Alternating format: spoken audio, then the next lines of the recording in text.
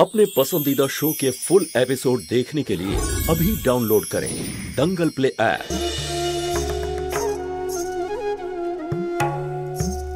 दीदी আপনি আপনি ওকে চেনেন না? ও খুবই ভয়ঙ্কর একটা লোক। ও আপনারও ক্ষতি করতে পারে। আমি ওকে ভালোভাবে চিনি। ও এখানে অবশ্যই আসবে। ও যা ইচ্ছে করতে পারে। ও আমাকে মেরেও ফেলতে পারে। আমাকে মেরে ফেলতে পারে। আমাকে বাঁচান দিদি। ও আমাকে মেরে ফেলবে।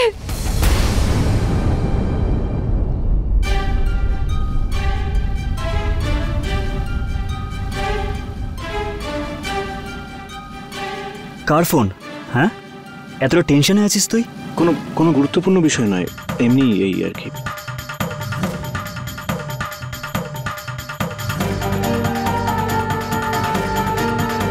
এটা কি নাম? আরে দাদা, এটা সেই মেয়েটাই, ওই যে বারবার আমাকে ফোন করে ওই কি একটা নামের ব্যাপারে খোঁজ নেয় না, ও হলো সেই মেয়েটাই। আমি ওকে অ্যাভয়েড করার জন্য ওর নামটা ওই আপদ বলে সেভ করেছি।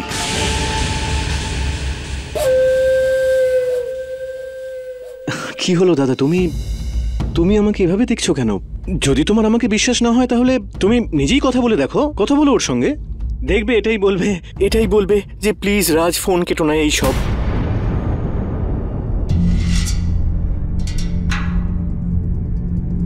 আমার পুরো বিশ্বাস আছে আমার ভাই কোনো রকম কোনো খারাপ কাজ করবে না। তাও একটা কথা বলতে চাই, এমন কোনো কাজ করবি না যার ফলে আমাদের সম্মান, আমাদের পরিবারের সম্মান যাতে ঠিক থাকে।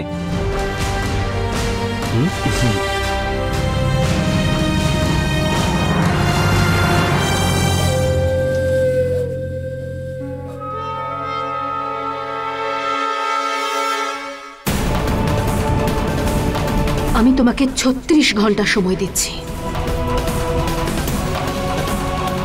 মাত্র 36 ঘন্টা সময় দিলাম আমি তোমাকে। আরে থামো থামো, সবকে আমাকেই দিয়ে দেবে? আর অনেকে আছে তো। দেখো সন্দীপ, ওভার টাইম করে সবার পরে তো তুমিই আসো। সবাই তো খেয়ে নিয়েছে, নাও। কিছুক্ষণ পরেই দিদি আসবে। দিদির জন্য খাবার রাখা আছে। আর এমনিতেও দিদি টাকা নিয়েই গিয়েছে, বাইরে হয়তো কোথাও খেয়ে নিয়েছে। তুমি খাও। এত দেরি হয়ে গেছে, দিদি তো এখনো এলো না। আমিও তো সেটাই ভাবছিলাম, এখনো তো দিদি চাকরি পায়নি আর এত দেরি।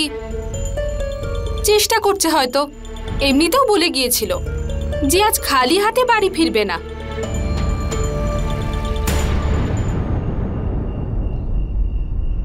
আরে দিদি এসে গেছে, মনে হচ্ছে মিষ্টির হাড়িও নিয়ে এসেছে সাথে করে। এসো না রেশমি।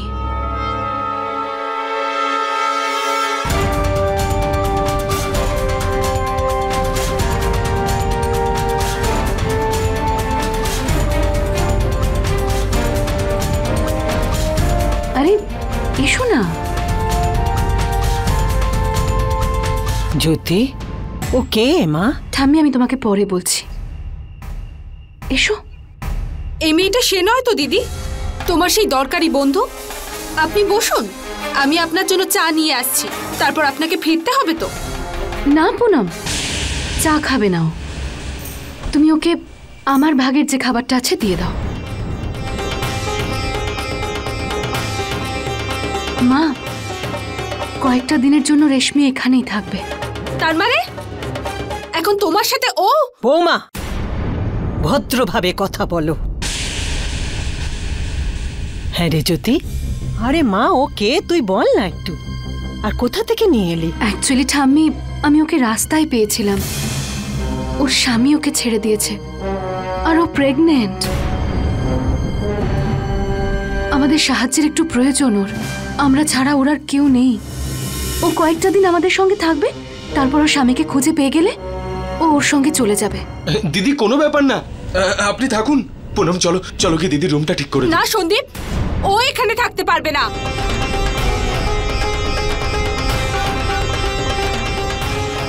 দেখো দিদি তোমাকে একটা কথা বলেছে, অন্তত ওর কথার দামটুকু তো দাও। আপনি যান মা। দিদি রুমে যাচ্ছে, তুমি ওর খাবারটা নিয়ে রুমে দিয়ে এসো গিয়ে। ব্যাস সন্দীপ, আমি কিন্তু আর সহ্য করব না। আরে মা ঠাম্মাকে দেখাটা আমাদের দায়িত্ব, কিন্তু দিদিকে নয়। আচ্ছা ঠিক আছে, দিদিকে নয় কিছুদিনের জন্য দেখছি, কিন্তু দিদি তো সীমা পার করছে সন্দীপ। নিজের সাথে সাথে আবার একেও তুলে এনেছে। তুমি জানো এই মেয়েটাকে ওর স্বামী গাড়ি থেকে ফেলে দিয়েছিল, পালিয়ে গেছে। তারপরে পুনম তুমি কি সব বলছো? সন্দীপ, আগেই উদয়পুর থেকে আমরা দিদির জন্য মুখ লুকিয়ে চলে এসেছি, এখন দেখছি এখান থেকেও চলে যেতে হবে। ব্যাস অনেক হয়েছে পুনম, ব্যাস। তুমি অহংকার করতে করতে এত উঁচুতে পৌঁছে গেছো যেখান থেকে তুমি মাটিটা খুঁজেই পাচ্ছ না। যখন দেখো কথায় কথায় আমাকে অপমান করো।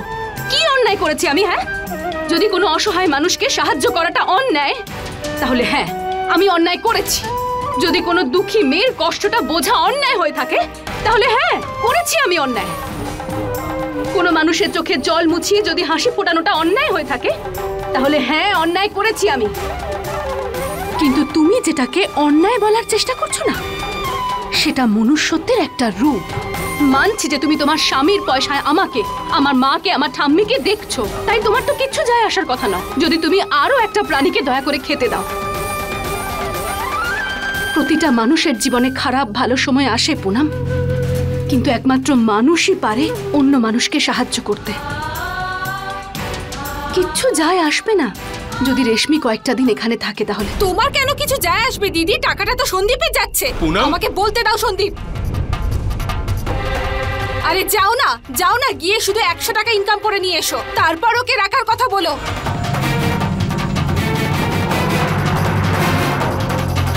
কি হলো দিদি, চুপ করে আছো কেন? পারবে 100 টাকা ইনকাম করে আনতে? হ্যাঁ, রোজগার করব আমি। চুপ করো বৌমা, অনেক কিছু বলে দিয়েছো। আরে অতিথি বাড়িতে এলে তাকে ভগবানের মতো মানতে হয়। তুমি অতিথির সামনে কেমন কথা বলছো? হ্যাঁ দীপু, তোর বউকে এখান থেকে নিয়ে যা।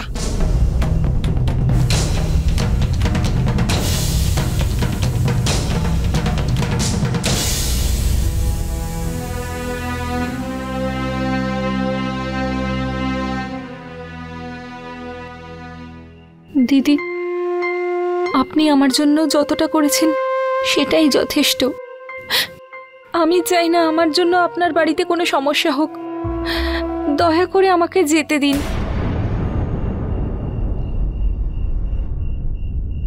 পালিয়ে যাওয়াটা জীবন নয় রেশমি, লড়াই করতে শিখতে হবে। তুমি এখান থেকে অন্য কোথাও যাবে, সেখানে গিয়ে অন্য কোনো প্রবলেম হলে তখন? কিন্তু এরই নাম তো জীবন। হতে পারে এর থেকেও বড় কোনো সমস্যায় পড়ো তুমি, কিন্তু এই লড়াইয়ে আমরা অনেকটা এগিয়ে গেছি। আমরা হেরে যাব নাকি জিতবো সেটা জানি না, কিন্তু পিছিয়ে যাওয়ায় তোমার হার হবে রেশমি, আর আমি তোমাকে হারতে দেব না। আপনার কি মনে হয় রেক্স ফোন করবে? নিশ্চয়ই আসবে।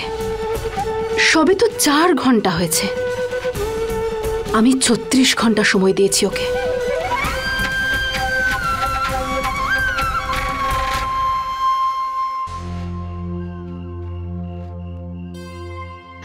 এই নাও মা, খাবারটা খেয়ে নাও। আমার খিদে পায়নি। তোমার খিদে পায়নি, কিন্তু তোমার ভেতরে যে আছে তার তো খিদে পেয়েছে। এভাবে কি দেখছো? পাগল মেয়ে। আমার আরো এক মেয়ে বাড়িতে এসে গেছে। নাও খেয়ে নাও, এইটুকু মেয়ের খিদে পায়নি।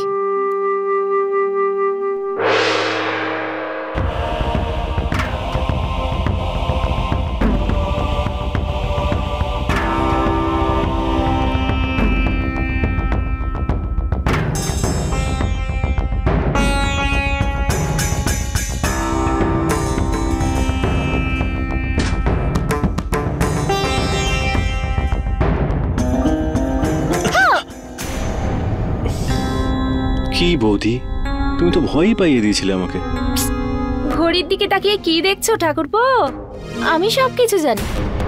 কি কি জানো তুমি? এটাই, যে কোনো একটা ভয়ঙ্কর জিনিসের জন্য অপেক্ষা করছেন। আরে ভূতের সিনেমা টিভিতে দেখার জন্য। আর আপনি এখানে একা একা এটা ভেবেই ভয় পাচ্ছেন তো যখন আপনি ওই ফিল্মটা দেখবেন তখন আপনার কি হবে? প্লিজ বৌদি, আমার মজা করার একেবারে মুড নেই। তাহলে আসুন খেয়ে নেবেন। আর এমনিতেও এখন কে বলতে পারে আপনি আবার সুযোগ পাবেন কি পাবেন না। মানে? আরে মানে হলো যখন আপনি ফিল্মটা দেখতে বসবেন তখন বারবার উঠতে ভালো লাগবে নাকি?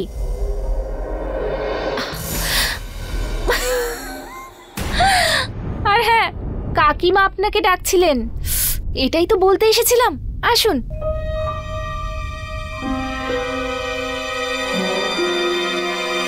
আমি তোমাকে 36 ঘন্টা সময় দিচ্ছি।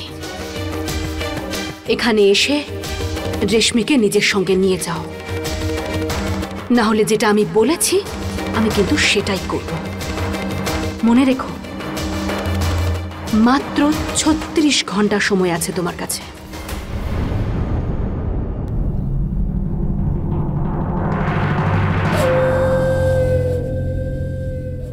এই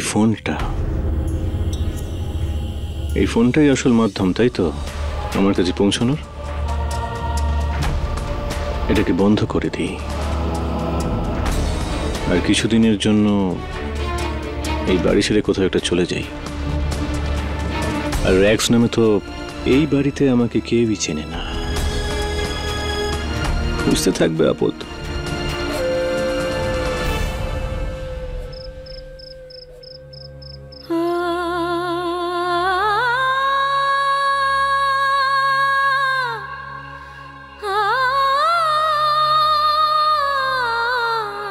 জ্যোতি,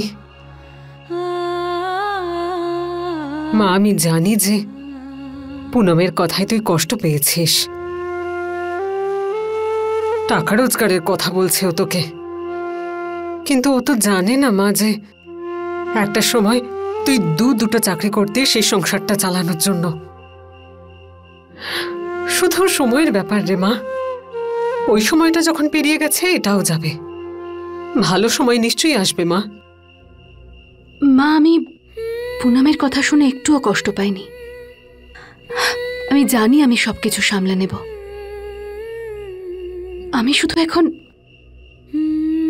রেশমির জন্য চিন্তা করছি।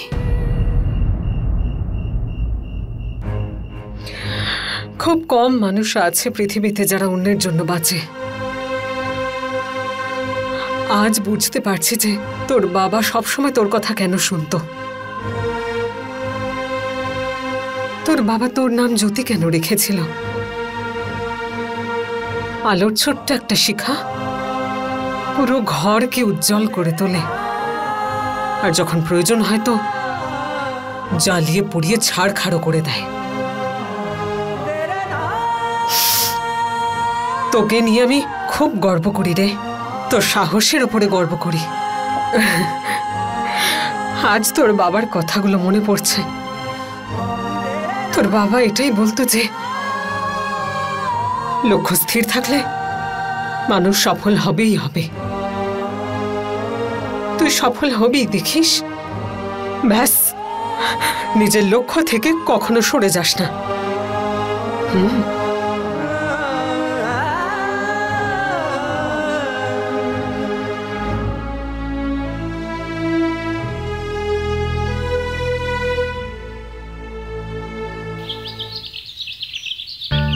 $22 টাকা? দাদা 20 টাকা নিন না। ঠিক আছে, 20 টাকায় দিন না।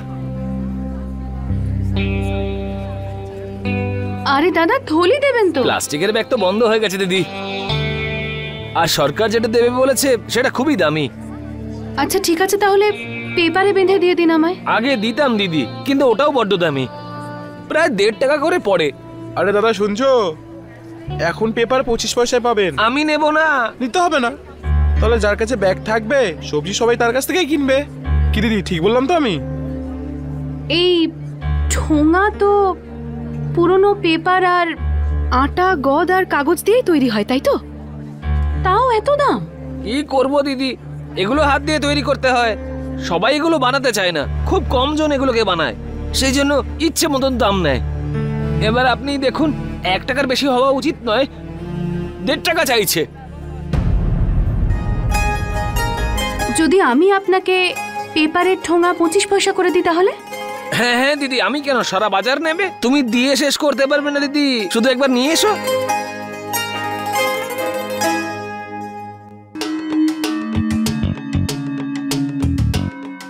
এসব কি? কাজ নিয়ে এসেছি। আরে জ্যোতি, এগুলো কিসের কাজ? ঠাম্মি, মার্কেটে প্লাস্টিকের থলি বিক্রি বন্ধ হয়ে গেছে, তাই আমি ভাবলাম ঠোঙা বানিয়ে এবার থেকে মার্কেটে বিক্রি করব। আরে জ্যোতি, তুই এত পড়াশুনো জানিস, আরে এই কাজ করবি তুই? ঠাম্মি, বাবা বলতেন না, কোনো কাজ ছোট বা বড় হয় না, কাজ কাজই হয়। আর এটা তো কত সহজ, কাটো আর চিটিয়ে দাও। এবার তোমরাই আমাকে বলো, এত সহজ সরল কাজ আর কিছু হতে পারে? দেখেছিস দীপু, তোমার মাথায় ঢুকেছে? আরে তুমি যা ওকে কথা শুনিয়েছো না, তার জন্য মেয়ে যা কাজ পাচ্ছে তাই করছে। ঠাম্মি, না দিদি, তুই আবার এসব ওই পুনমের জন্য করছিস না তো? বাঁচার জন্য করছি।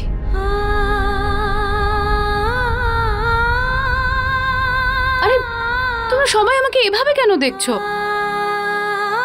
আগেও তো আমি কাজ করতাম, তাই না? আর এটাও তো একটা কাজই। এতে তুই কত টাকা? আমি তোকে এই কাজ করতে দেব না। আমার ছোট্ট ভাইটা ভুলে যাচ্ছে যে ও একদিন কুরিয়ার বয়ের কাজ করেছে। তুইও তো বলেছিলিস না, কোনো কাজ ছোট বা বড় হয় না। আর একদিন সেই কুরিয়ার বয় ফ্লোর ম্যানেজার হয়ে গেল। কে বলতে পারে আমাদেরও ঠোঙা বানানোর ফ্যাক্টরি তৈরি হয়ে গেল একদিন।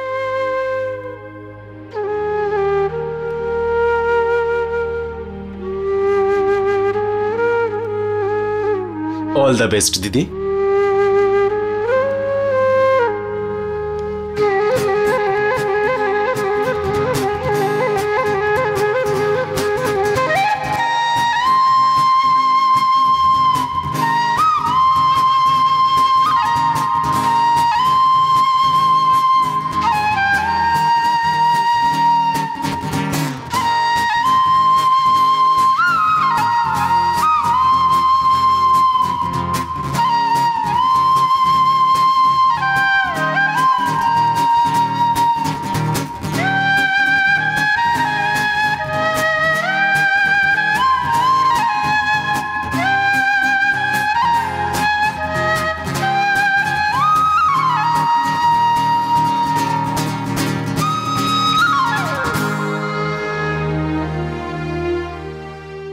ভাই একটা থলি দাও না, সবাই তো থলি দেয়। এই যে দাদা, 1000টা আছে, গুনে নিন। আরে দিদি, গোনার কোনো দরকার নেই গো, এই নাও তোমার 250 টাকা।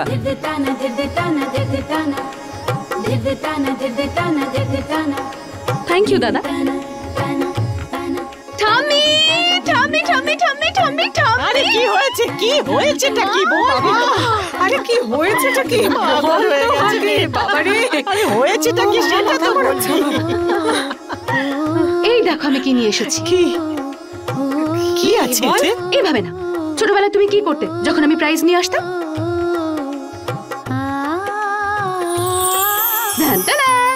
আমাদের প্রথম রোজগারের টাকা। ज्योति से है पावन उज्जवल निर्मल हर मन, सपनों के देश से आई है या परियों की परछाई है, हर एक को बस प्यार दे। थैंक यू माँ, थैंक यू ठाम्मी। को वार दे, खुद ही जले रोशन करे दुनिया। Thank you so much.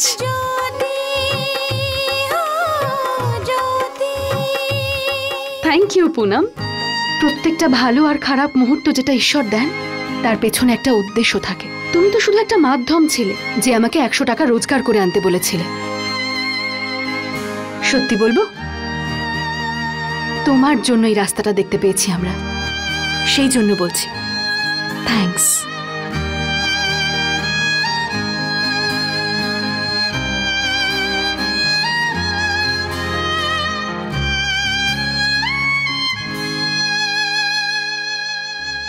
সত্যি বলবো, আমার বিশ্বাসটাই ভেঙে গেছিল। আমি ভেবেছিলাম জীবনে হয়তো আমি আর কিচ্ছু করতে পারবো না, আর তারপর তোমাকে পেলাম, জীবনের একটা বেঁচে থাকার উদ্দেশ্য পেলাম। আরও একটা কথা আমি আজকে বুঝতে পেরেছি, যদি সৎভাবে নিজের উদ্দেশ্যের দিকে এগোনো যায় তাহলে গন্তব্য ঠিক পাওয়া যায়। রেশমি, তোমার সাথেও ন্যায় হবে। শুধু বিশ্বাস রাখো নিজের ওপর আর ঈশ্বরের ওপর।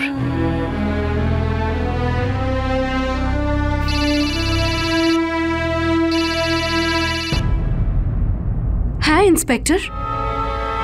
আপনার কাজ হয়ে গেছে ম্যাডাম। আপনি যে নাম্বারটা দিয়েছিলেন সেই নাম্বারটা ট্রেস করে ওকে ধরে ফেলেছি।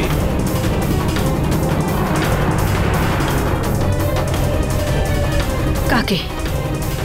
র্যাক্সকে ধরে ফেলেছেন আপনারা? হ্যাঁ ম্যাডাম, জেলে ঢুকিয়ে দিয়েছি একেবারে। আপনি চলে আসুন।